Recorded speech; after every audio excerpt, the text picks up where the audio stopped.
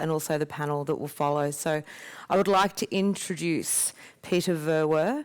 He's the Executive Chairman of Fractal IQ. He's also Adjunct Senior Research Fellow at the Institute of Real Estate and Urban Studies at the National University of Singapore, where his research priorities are artificial intelligence, digital urbanism and alternative asset classes. Peter is also the former CEO of the Asia Pacific Real Estate Association and the Property Council of Australia. Peter has been a political advocate for the property investment industry for more than 2 decades. During the past 5 years, he worked primarily with the Chinese and Indian governments to develop capital markets and frameworks that can help finance ambitious nation-build programs. Peter claims to be on an ultra sabbatical, which I'm very jealous about, and uses his base in Singapore to travel wildly. So we're very pleased to have grounded him for today. Peter says that if you want to see the future, look to the Asia of today. This afternoon, Peter will unveil Asia's market dynamics and examine their implications for the Australian design businesses. He will then chair a panel. Thank you, Peter.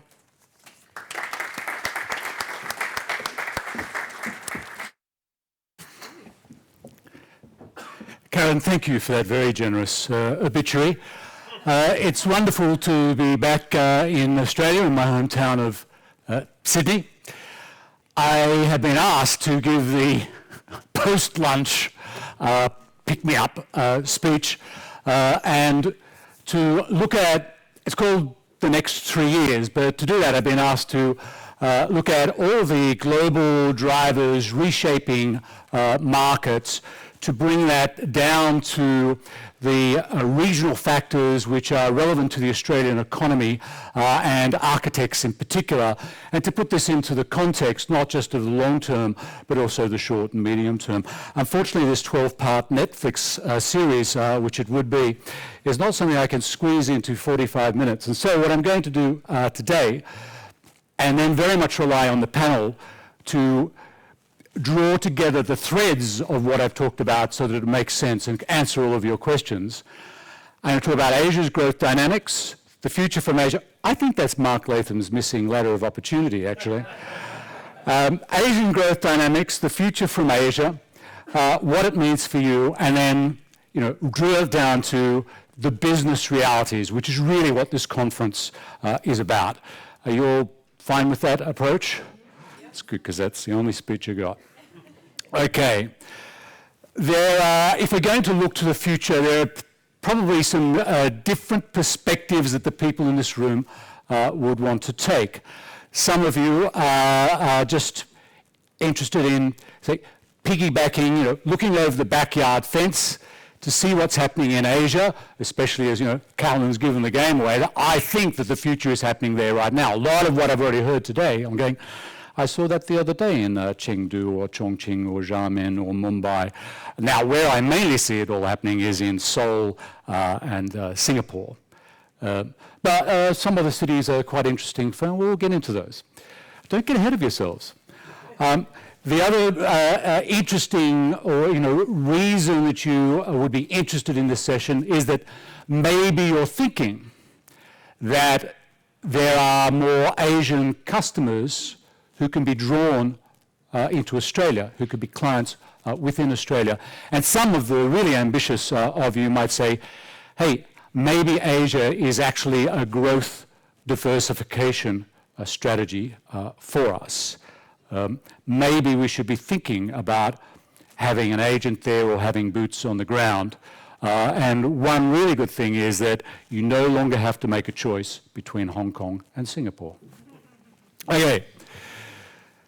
There are 4 reasons why now really is the time to be cutting through a lot of the noise, the media's treatment of Asia, obviously not our fantastic hosts here, but the media's treatment of Asia and the lens that it looks through is very distorting and unhelpful for business people, unhelpful for citizens, I think. But now is the perfect time to be taking a level-headed approach to Asia. And the reason for that, this is a bit of a downer. I mean, most of what I'm going to say is very upbeat, I assure you. Right? But you've got to be realistic as well. The next recession is overdue. You remember what it was like in 2007 and 2008 and 2009. And at the very least, and I'm going to ask the panel this, whether we are in for a globalization period where the growth won't be high, but maybe there are opportunities there. But there's a very old saying that says that the time to repair and 3D print the new roof is when the sun is shining, not when it's raining. So now's the time. That was my second joke. That one was very good, was it? Now is the time to actually reconsider your business strategy. We have heard several people talk about the fourth industrial revolution. That, in my view, is the second reason why now is the time to be considering the lessons from Asia and what they mean for your Australian business. The fourth industrial revolution is certainly a way. If the fourth industrial revolution was a hotel, it would already have had its soft opening. But the hard opening is still around the corner. There's still a lot of promise in it. But the reason I'm so interested in talking about Asia is that that's where it's happening now, and I'm going to talk about why and what it means. The Asian century has arrived. If there is only one book that you read this year, read this book. It's by Parag Khanna, Khanna. You get these presentations. It's got secret slides in here as well. Bingo numbers, everything. It's amazing. The future is Asian because what Parag is talking about is how the economic and social dynamics of Asia changing the supply chain and the economics of Asia and the way money is made. It's an excellent book. So that is the third reason the Asian century has arrived. It's not coming, it's already here. And the final reason why now is a good time, considering your corporate strategies, is Asian investors love Australia. They love Australia, not because we're sleepy and cuddly, but because Australia is a vibrant marketplace. Having listened to all of the world's investors who operate in Asia, the biggest sovereign wealth funds, the pension funds, I say, if you had the last 10 years again, what would you redo? What effectively was the mistake that you made? And they always say two things. One, I didn't allocate enough to Japan. Right? By the way, remember, Japan's meant to be finished, right? Genteel decline, it's a gerontocracy. No, Japan is the model for Europe in particular in the future, and probably in a low growth globalization world is a model that we should be looking closely at, certainly for the US and Australia as well. But the second thing they say is, I didn't put enough money in Australia, and I'm not going to make that mistake again. They love Australia because of its dynamism. It's a very sophisticated market. It has great professionals, and it has a long-term future. It is growing. Okay, so they're my reasons why now is the time that when you walk from this room, you actually get the team together and say, you know what, we weren't planning to do that strategic rethink until February next year. Nah, start it next week. Besides, you've got to beat the recession. All right, looking to Asia, what are the lenses which are relevant here? Why would we look to Asia? Why am I so upbeat on this being a great opportunity for you to, well, it would provide you with the thinking and the tools to think of your own, reconsider your own strategy. It's because Asia is already the world's economic engine, and it is the test bed of the future today. And there are two facts which the organizers have allowed me to use. So I can't use any graphs, no econometric analysis, no AI algorithm, so this is a complete bummer. They have limited me to two facts, but they're two unbelievable facts. We've heard a lot today about urbanization, half the world's urbanized, and by 2050, et cetera, all of that's true. But here's the bigger fact. That is, the world's middle class is rising in Asia. The middle class is rising in Asia. And it's changing the nature of consumption because it's happening at such a scale that it's changing the nature of demand and economics. The numbers I'm about to show, because some people say to me, Peter, billions, trillions, whatever, I don't get it. So what I've done today is I've actually brought everything down to a daily basis. What is the daily change in the middle class of the world around the country? And then I'm going to show you the daily change for urbanization as well. And then I'm going to tell you, a number you've never heard it before in your life, how much is being constructed every day. And I'm doing this to show you about the motor of Asia. And do you think Asia is growing fast? But you're not even close to understanding how dynamic those growth pistons are. Okay, so here is daily middle class population growth. In North America, 4,000 people are added a day. Central and South America, 10,000. Africa, the next one for your grandkids, 32,000 people added every day, middle class. Poor old Europe, 4,000 people a day. By 2025 goes backwards. Meanwhile, in Asia, every day, day in, day out, for the next 10 years, that is the time that it takes to rezone a piece of land in Sydney. Every day, 385,000 people join the middle class. To make that even simpler, Asia every day, world every day. Do you need any other number? Right? What an unbelievable powerhouse. Now I know there's some doubting people and you go, yeah, whatever. I mean, just because they're joining the middle class, I mean, it's a pretty low threshold these days. It's not even George Orwell's upper lower middle class. What about consumption growth? Well, for the, once again, next decade, real dollars, the consumption growth for Europe, for America, on a sort of purchasing power basis, but even Russia, Brazil, it's pretty much zero. Right, I'm talking about real, taking inflation out. It's pretty much zero, which is why everybody's so pissed off, of course, which is why they are electing the politicians they are. I mean, they're not happy about the fact that there's not more money in the kitty. That ain't a problem in Asia. India, which is overtaking China now in terms of its growth, there's a long way to catch up. Right?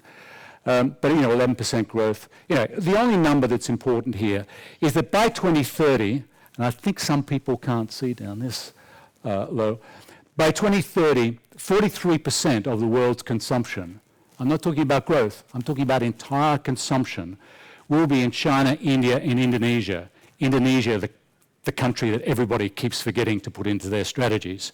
Oh, India, the country that everybody keeps forgetting to put into their strategies. Right?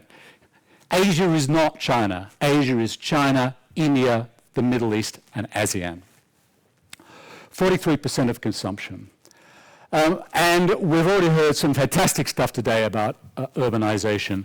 But once again, I think it's easy to miss the real import of the velocity of urbanization. So let me try and help you here. How fast is Asia urbanizing? It's an Adelaide every 11 days. Right? And it's not the Adelaide CBD, right? Teensy. It's all of Adelaide, the entire Adelaide metropolitan area, every 11 days. So we're not talking about population growth here. We're talking about the people who are moving into cities. Why? Because cities are prosperity engines. Asia sees a city as a prosperity engine. If you don't like that engine word, you're really going to get pissed off later when I start talking about urban programming. But let's call it a prosperity crucible, if that makes you feel better. But that's what they are. Guess what? It's a Brisbane every 3 weeks. The entire conurbation of Brisbane, and just to round that out, it's a Sydney, the entire Sydney metro area, every 1.5 months. Right? That's the rate of urbanization, not population growth. This is urbanization. The cities are the magnets for people to be able to unlock potential for themselves and their families, and that's why urbanization is so important. But it's also why it's important to understand the middle class growth numbers, because it's the intertwining of those two as force multipliers times technology times the will of governments that is actually explaining the unleashing of this Asian power. Now, some people say, yeah, fine, whatever, but Asia's been urbanizing for a long time. Aren't we at peak urbanization? To which my answer is, it hasn't even begun yet. India is as urbanized as the USA in 1890. I think there's plenty of runway. Indonesia is as urbanized as the USA when they were building the Chrysler building. And China, despite the fact that it's lifted 700 million people out of poverty, mainly on the back of them moving together into cities, is still only as urbanized as the USA was when they were building Levittown. Shocking as it was. Anyway, talk about a bad model. So there is a huge amount of opportunity still to come from the urbanization of Asia. So the takeouts for this bit really middle class growing by 385,000 people a day. It's 80% of the world's total growth of the middle class. 43% of global consumption will just be in three countries: China, India, and Indonesia. And that's three facts, and my apologies to the organisers. But now that I'm on a roll, let me just give you one more, and that is the International Energy Agency wanted to calculate how much stuff's going to be built from now to 2050 and beyond, because they wanted to be able to work out what was the potential to save energy and what sort of carbon abatement could the world have via various efficiency programs. But the good thing is they worked out how much had to be built, and they spent squillions on it. And the answer for Asia is about 4.1 million square meters a day, on average. That's Melbourne, isn't it?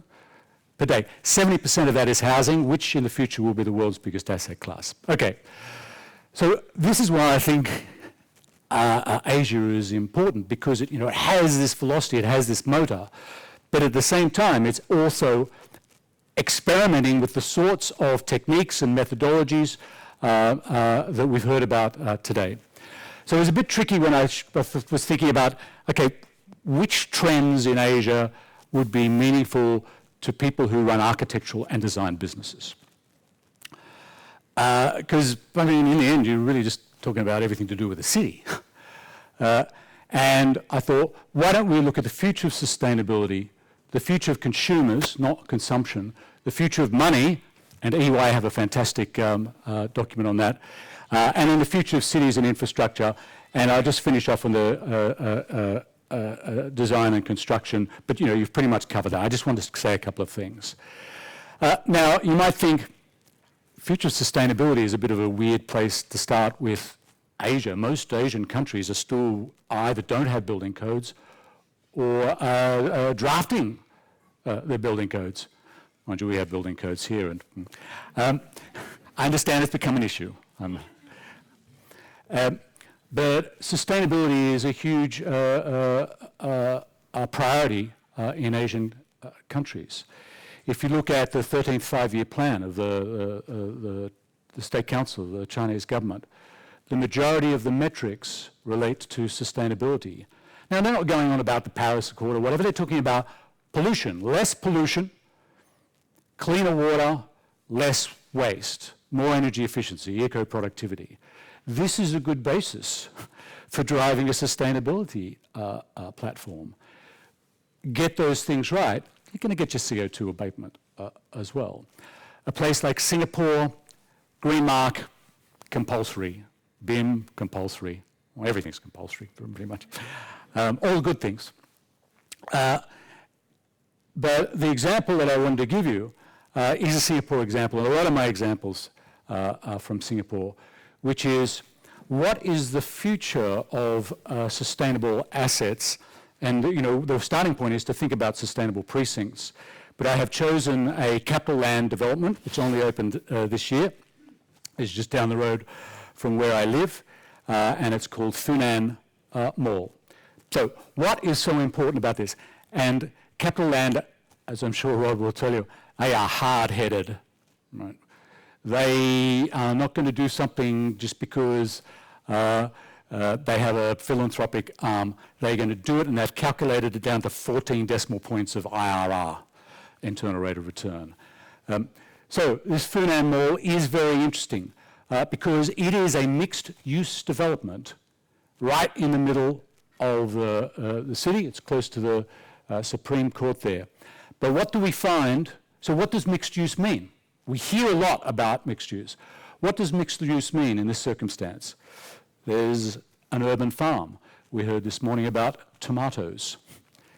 They're growing the tomatoes in this urban farm, and I took this picture last week at the top of a shopping centre in the middle of Singapore. Because Capital Land thought that this is it's worth putting an experimentation state. This is an experimental farm. It's not just, a bunch of seeds sprinkled over the place. They're actually doing experimentation as to what works on the roof of a shopping centre in the middle of a city. It's been cut off there. That's an edible wall as part of the experimentation centre. If you don't believe a word of what I say today, please only do this one thing. Please use QR codes. Right? Nobody in Asia, India, the Emirates doesn't use those. Why would you expect somebody to go to your website with this pretty poor search engine and scrabble around trying to find your sexy projects? No, just straight to them. Like if your marketing people aren't doing that, well, I'm Asian now, so I wouldn't say what I would say if I was still Australian, Sack them. Okay. They're not tomatoes, they're mushrooms. But, this is on the top of a shopping centre, right? And what else is there? There is a bike track that goes right up the guts of the shopping centre, right up the middle of the shopping centre. So there's a couple of important points here. Firstly, it links in to all of the bike tracks around the centre. Just imagine if this centre was in Pitt Street Mall or George Street or whatever. That's how central it is in Singapore. And there are parts of the day where the bike people actually have right of way. Right? So this is a very serious attempt by Capital Land to make a statement to say that this active mobility we embrace. It's an important part, even though could you imagine the insurers are saying that, what happens if somebody gets knocked over or whatever. And the Singaporeans are very, very deliberate people. They would have given this very considerable consideration. What else is in this mixed-use development with a footprint smaller than this building? Life. So yes, there is co-working in the shopping centre. Capital Land have their own co-working, and they put WeWork in anyway. But this is co-living. This is life. Game night. Sabo complained, pay your way to be a perfect Singaporean. Sabo means sabotage. Shared spaces, the washing, it's the whole story. What else do they have this in the shopping centre? They have climbing walls. They have stairs. They've reinstituted stairs, getting people to walk upstairs. Obviously the full accessibility complement is in there. But the idea is that getting people to move through your shopping centre in different ways, and that there are lots of different activities, something happening all the time, but you've got the co-working, the wall climbing, the co-living, the bike riding, the urban gardens. This is radical, because this is not just sustainability in terms of ecological sustainability. This is economic sustainability. As any investor will tell you, the nut that they've been trying to crack for the last 10 years when they invented the term omnichannel, which means how to stop the cannibalization of your sales in your shopping centre by somehow finding a smart way of getting those digital sales to meet the online sales. It's called omnichannel, right? Nobody has the faintest idea what it really means. And so you call it omni, right? But here, this is what they've tried to do. So if I go into that centre, firstly, I can pick up stuff that I've already ordered online or tested online or said I've reserved online. There's no money. I actually bought some chili olive oil the other day, and I gave them some Singapore dollars. They looked at me like a Neanderthal. This is not unusual, of course. But you can buy in the centre, and they'll deliver it. It'll be there before you get home anyway.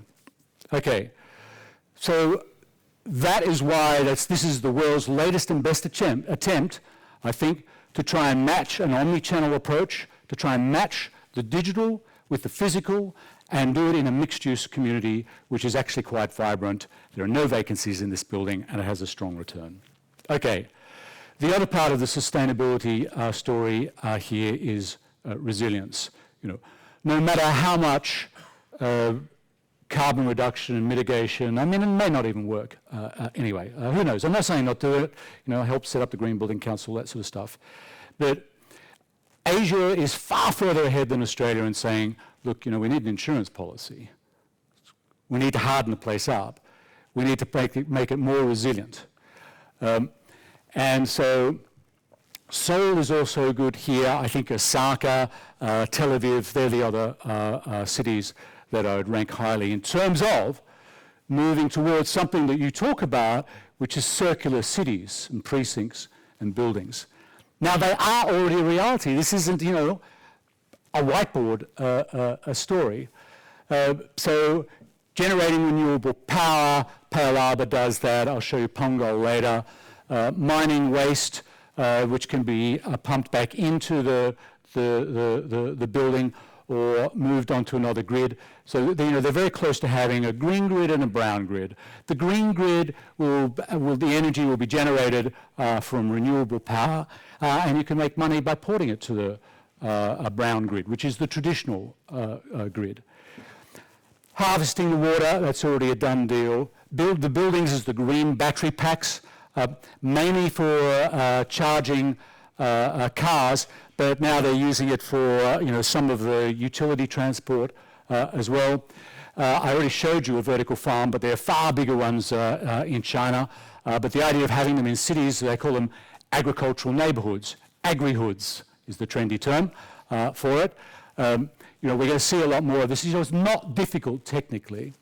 And the one which really, I think, closes the circle, the recycling and transition modes. I've already talked about the buildings as virtual power plants. And before I left Australia, we were talking about all this, and there are problems with feed-in charges and the electricity, whatever. I don't care about that anymore, because in Singapore, in Seoul, there's not a problem. It just happens, and it happens every day, and it happens efficiently. And the other part, which I think is most impressive, is pneumatic sanitation. So where I've lived in the last year at Marina 1, so this is a Chris, how do you pronounce it? Eigenhoven? Yeah, he did number 1 Bly Street. My waste, which is small, planet saver, goes down, 80 kilometers an hour. It gets shushed off to the central processing area. No trucks, no people in blue vans, no. There are less jobs, of course. But what happens to that waste? Until recently, they recycled what they could recycle, then they incinerated the rest, and they dumped it out onto an island that looks like a national park, by the way. Nevertheless, they don't like that, and Singapore has just announced further research, because they've had a very successful test to take the stuff that couldn't be recycled, that when it got burnt, and you know what they turned it into? Building products, right? That's a circular economy, not for next year, now, happening now. Okay, and one final thing on this. This is the new Jewel shopping centre at Changi. But the most interesting thing in terms of the resilience story is I asked the engineer for the new terminal. I said, okay, well, unbelievably impressive resilience strategy, but how high are you going to build the thing above sea level? What's the bottom line here? And the answer was 5.5 meters. Okay, the future of consumers. We've had a solemn day today, because today is the 11th of November. But on a completely different note, today is also the biggest trading day of the year in the world. Not just cyber, everything. Today is Singles Day.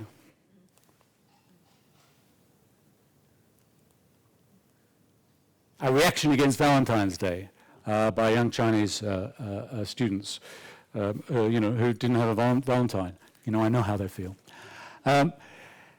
So today, Alibaba alone, by midnight tonight in China, will have sold just online the equivalent of 35% of Australia's total annual retail.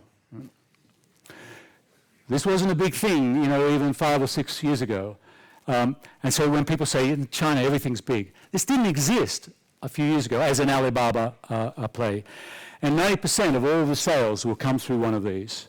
Right? It's not a PC, whatever. It's a Huawei or a Xiaomi or a YOLO or whatever. It's a Meiji. It's number 8. Well, that looked the better one.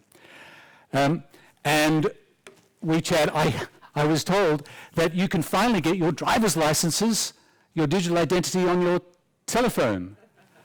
Well done. And I understand that nevertheless, if you want to get your boating license or your fishing license, doesn't work for that. And a young person told me that they use this. I actually do know some young people. They tried to use it as a nightclub, and they said, we're not accepting it yet. There is simply, in China, there is no cash transactions. I've never seen one. Even Singapore is behind China here, and India is catching up. It's all done through WeChat. And WeChat is not like the Facebook cyber currency, which, that's not going to happen. They're going to try and become more like WeChat. You can do your healthcare, you can do your education, you can buy a home, you can organize your own business. Chinese, by and large, will not respond to an email because it's so inefficient. Everything is done through this WeChat platform. It makes WhatsApp look like a sharp LC-mate calculator from 1983, which is why the Americans want to catch up to it. Oh, hello, QR code. Trigger alert, trigger warning. Now, is this really relevant to you guys? Well, yes, because once again, it's reshaping the economics of a city. When a city gets reshaped in terms of the way supply meets demand, that has a massive impact on the built-in environment, and you basically are the stewards of that. And if it is accompanied by much more consumption, which, as I've said before, I think is a good thing, that doesn't necessarily mean that it should actually be bad for the planet. It can be designed out. Now, the reason why this works so well in other countries is their 4G is better than anything you got here. Your NBN is going to get you to, 45 megabits per second on average. At my place in Singapore, it never goes below 900 megabits per second. 5G is a massive quantum leap on top of that. And here's the other reason why this is a real estate story. Do you know what the biggest real estate investment trust is in the world? It's not a shopping center, it's not offices, it's not residential. It's American Tower. It's bigger than the Simon Property Group. It's 170,000 global sites. It's towers on top of buildings which are rented out for an income stream which is securitized. It's the little sort of stuff that Rod Lever and I get hot flushes about. And it's worth 95 billion USD, which is only 10 billion, one company less the entire Australian real estate investment trust market, because that's the future. It's the fastest growing asset class along with digital. So QR code. So this stuff can't happen unless you have that connectivity. And one of the reasons why this is one of the few areas where Australia actually is behind. The world wants to come here because Australia is a very mature, advanced, successful country. But in this area, no. Datarama. Okay. The future of money. How are we going here for time? I won't bore you a lot with money, but being able to answer the show me the money question is still pretty important. But I promise that, even though Rod and I could talk about Markovitz efficiency frontiers and four-quadrant theory and all afternoon, it would be fantastic. No, we won't do that. What I'll say is that the way the industry was organized in the past has changed massively since the global financial crisis in a way that Macquarie bankers here, they understand that. The old distinction between real estate and infrastructure gone. Right? Is an airport real estate or is an airport infrastructure? It's a shopping centre with runways, usually with some lazy land around it as well, which would be perfect for some logistics facilities. And what this means, why is it important to you, is that the asset class of real estate infrastructure, what we call real assets, is expanding massively. And this has occurred since the global financial crisis. In other words, the sort of stuff that developers and investors were interested in now, the menu is much, much longer. And that also means that the sector is being professionalized, that institutional investors are better by and large, I'm claiming, than your ordinary old-fashioned developer. So we call that alternative asset class. Sounds good? But it's going to grow because the world's retirement money in pension funds and superannuation funds and sovereign wealth funds can no longer rely on just equities and bonds to give them the income they need when everybody retires. They need to have more options, and most of those options come from our sector. So birth of more asset classes, and what we'll see with fintech, financial technology, and regtech, smart regulatory technology, is that being made easier. And there's going to be more banks. Grab, so there was a war in Singapore between Uber and Grab. The Americans lost. The Asians won. Goodbye, Uber. So Grab is Uber. But guess what Grab just applied for? A digital online banking license from the Singaporeans. Imagine cab charge here, wanting to be a bank. Right? Now, why would they want to do that? Because they have they have the most important information. They know everywhere I go all of the time. Right? They have all of my preferences. They know what food I buy. This is extremely valuable for a bank. Okay, and what we also see here is that there's been a massive increase in the number of ways of financing and funding assets. A huge breakthrough of the last 10 years has been green bonds, and the great majority of green bond money is used for the retrofitting of real estate assets. And even though the home was in Asia, there have been some bond issuances here, mainly for building retrofits. But which country in the world issues the most green bonds? China. The future is in China operating today. The other capital markets sort of money thing I just wanted to mention is, as Carla mentioned, the last 4 years I've spent in India and China trying to help them get what you already have here, which is real estate investment trusts. But, not the iPhone 5 version, the iPhone 15 version, or at least 11.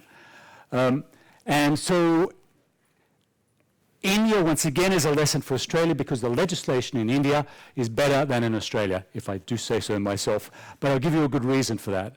They're not just real estate investment trusts, they're infrastructure investment trusts. And there are 30 different types of infrastructure, from healthcare to sanitation to airports to seaports, and the big one. And this is what's going to happen in Australia as well. In India and in China as well now, affordable housing is not considered real estate, it's considered infrastructure. It's considered a utility. And it's treated from a legislative purpose and a tax purpose and an incentive purpose to be a utility. And that when you use innovative financing instruments, I said I wasn't going to talk about this, no. When you use innovative finance instruments to build hundreds of thousands of homes to meet Narendra Modi, the Indian Prime Minister's Housing for All 2022 program, build to rent, it's all built to rent. Once those homes are leased out, then they automatically flip into what in Australia would be a passive investment vehicle. That is a real estate investment trust, where it's just very clear what the income's going to be in the future, and every insurance company loves them. You do not have that in Australia. They've been talking about build to rent for years. Once again, a Asia is ahead, and there's so many more interesting, Islamic finance used for schools in Malaysia, soon Indonesia. There's been a revolution in terms of these products. So it's not just about technology. And I'll just mention that in China as well, President Xi said that, so for those who speak Mandarin, this is old script, not modern Mandarin. I just like that slide. President Xi said that housing is for living, not for speculation. In China, power comes from the top. And what you saw, and what he was really saying is, I want a build-to-rent asset class for housing. And within 5 months, every one of the major, the bankers, all of the developers had committed to this asset class. Scott Morrison doesn't have the same power as President Xi, and also has more elections. But once again, the lesson from Asia is that there are new asset classes, there are new ways of funding, there's new demand, it's driven by the urban realm, there will be no shortage of money. The question is, will they build it efficiently? Finally, on money, who can tell me what this is? Who can at least tell me who the artist is? Oh, come on. You're meant to be cultured people, for God's sake.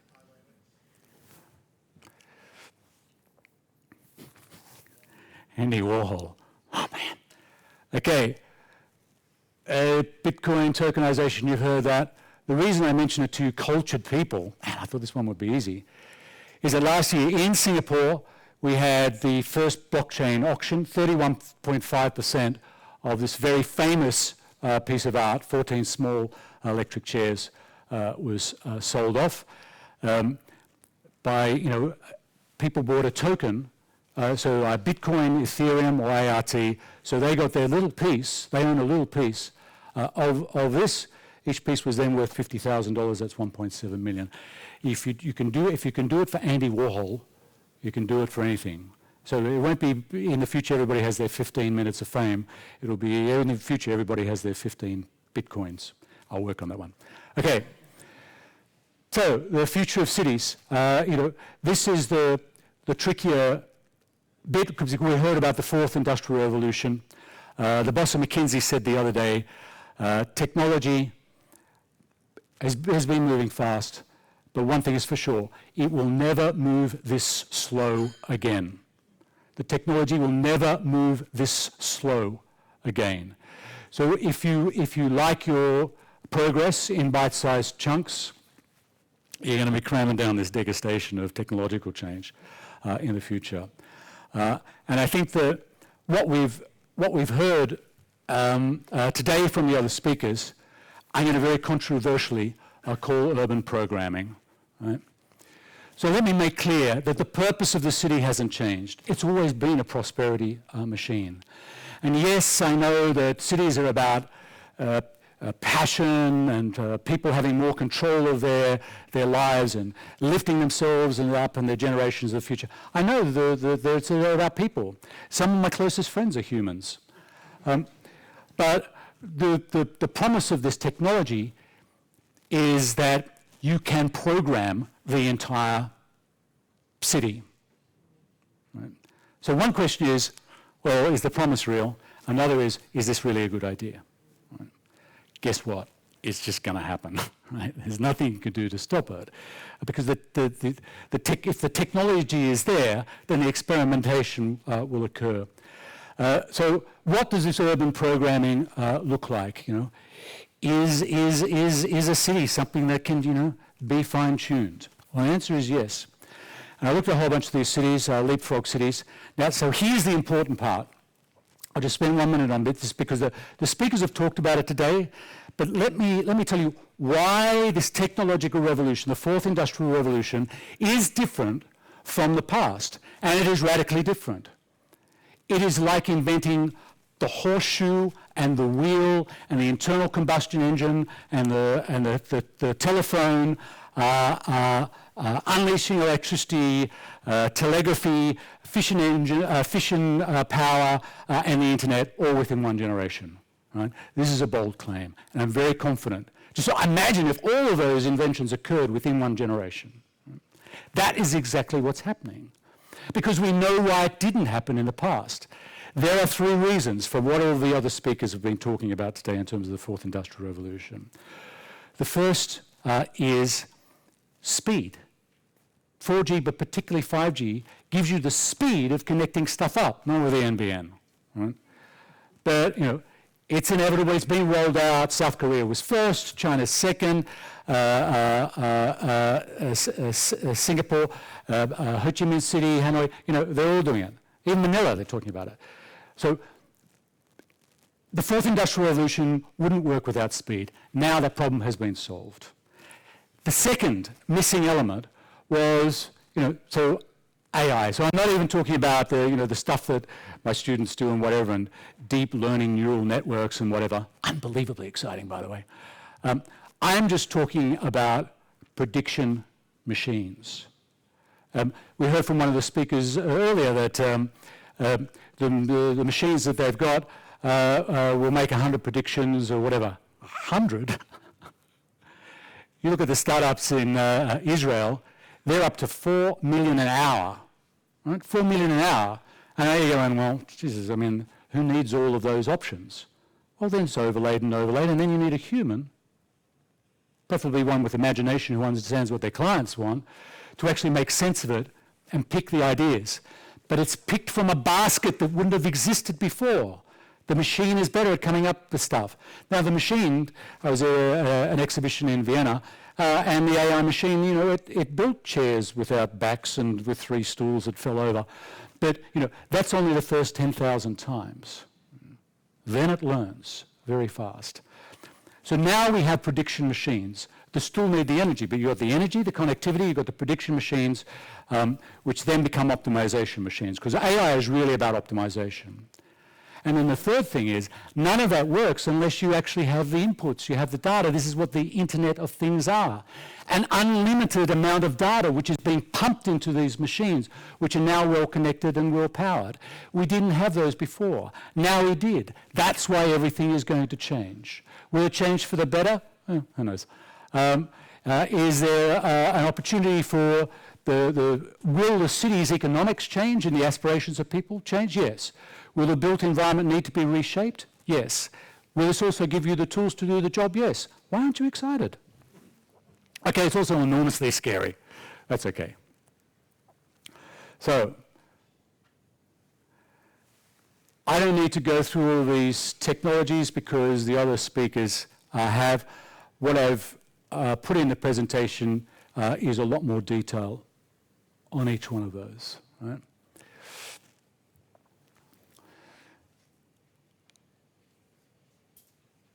What's the real difference? When I looked at all of those cities, I tried to work out, I said, so for the people in this room, why don't I work out all the impact areas of all this technology and then look at the tools? So I did that. I mapped out all the impact areas. And guess what? It was just a city. It was just the definition of a city. Because all of these technological advancements are changing every aspect of the city, but not in a sequential manner, in a tidal manner. But what really is different is these tools. I won't go through them one by one because we can have the panel do it. But I really want to just mention a couple of them. The planning tools. We've heard the phrase digital twin. Somebody said, well, I didn't know what it meant. And this is what it means. That there is a replica of absolutely each element of the built environment in terms of where it is and what impact it has on everything else that lives live all of the time. It's not 3D, it's 4D. It's with time. In Singapore, so guys, I'm not going to show the Singapore first one. It's not just like a model of every building and you do the fly-throughs. It's every lamp post, it's every sidewalk tree, it's every drain, it's every electricity channel, it's all of the invisible infrastructure, it's the pneumatic sanitation that I talked about before, it's the traffic, it's the changes in residential densities. Oh, on the lamppost, it's also its solar capacity. It's absolutely everything, so that you can, program the city if you really got your act together. And the algorithms are, predictive maintenance is easy. Working out traffic flows is far more difficult. Working out if there's a dengue fever strike, what is the implication for the healthcare system? Working out, do we need more MRI units outside the hospitals in these particular suburbs? That is what a digital twin allows you to do. And the video that I'm not going to show you shows that this is it's already a done deal. How many Australian cities have one? None. How long they've been working? They were working on it before I left Australia. Okay, and the urban brain. Each building will be a brain. I don't think they'll be smart buildings, but they'll have a brain. And the cities, everything, all of the command and control will be integrated. So that's that. This one I will show you. So this is my final thing on cities. This is Punggol Digital District. It is in Singapore. If we could have the sound down, please. Otherwise I have to sing along. So this is designed to be built, and this has all of the classic elements. Let me just go through them.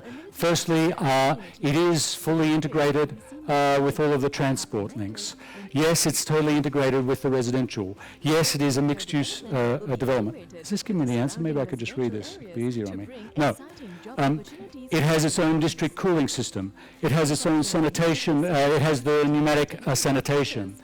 It has a university in there. It's a mixed-use development. It has all of the waterways and all of the parks. The Singaporeans have a word which is hard to translate for when they look into the future and they try and ensure that supply meets demand. They call it planning.